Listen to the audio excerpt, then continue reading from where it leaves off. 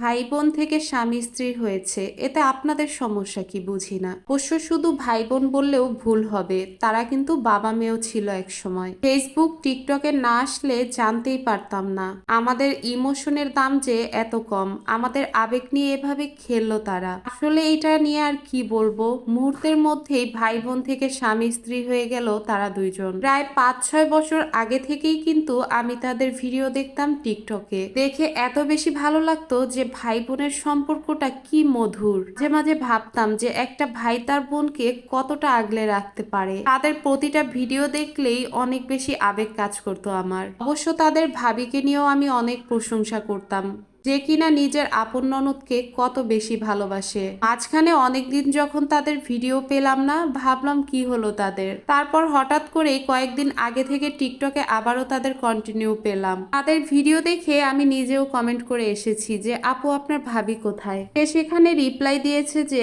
ভাবি আর কখনোই ভিডিও করবে না, কারণ ভাবি আর টিকটকে আসতে চায় না, তো তাকে জোর করে না নেই ভালো। আমাদেরকে কিভাবে দিনের পর দিন বোকা বানালো দেখতে পেলেন। এবার আসেন মূল কাহিনীতে।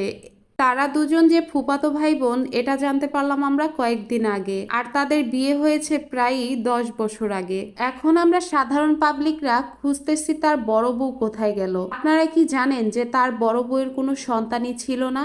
যাদেরকে তারা বড় বউয়ের সন্তান বলে পরিচয় দিয়েছে সেই মেয়ে দুটোকে তারা দত্তক নিয়েছে। তার মানে দাঁড়ালো বড় বউ ছিল নিঃসন্তান, আর এটার সুযোগই নিয়েছে এই ফুফাতো বোনটা, যে কিনা দিনের পর দিন ভাই বানিয়ে নিজের স্বামীকে নিয়ে ভিডিও করেছে, ইভেন নিজের স্বামীকে বাবাও বানিয়েছে। আর নিজের ভাবি বানিয়েছিল যাকে, তাকেই ঠকিয়ে তার স্বামীকে বিয়ে করে নিল।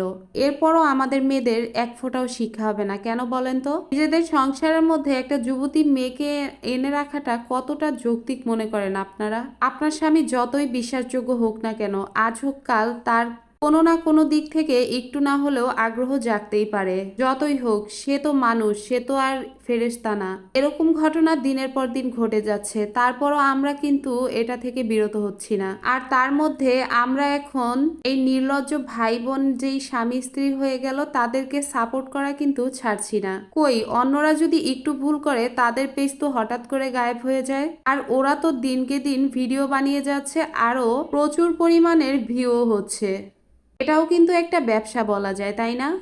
ওদের এই নির্লজ্জ ঘটনা ফ্ল্যাশ করার পর আমরা কিন্তু ওদেরকে আরো আগের থেকে বেশি পরিমাণের সাপোর্ট করতেছি। এখানে ওদের ফলোয়ার এক রাতের মধ্যে দ্বিগুণ হয়ে গিয়েছে।